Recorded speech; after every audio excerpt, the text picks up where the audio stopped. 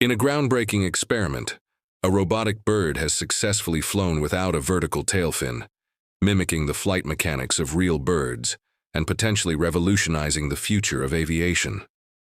Developed by David Lentink, Professor of Biomimetics at the University of Groningen, the robotic pigeon uses real pigeon feathers and advanced algorithms to replicate how birds continuously adjust the shape of their wings and tails during flight.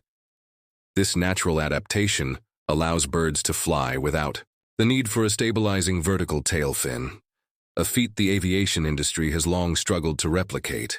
Lentink's robotic bird, named PigeonBot II, was tested in a wind tunnel and flown autonomously in open air, confirming the idea proposed by German scientist Franz Goebbels in 1929. The innovative design, which mimics bird-like reflexes to maintain stability, could lead to the development of more fuel-efficient airplanes with reduced radar signatures, a concept already visualized by the European Airbus Group. This breakthrough opens the door to not only more efficient aircraft, but potentially improved stealth capabilities for military operations as well.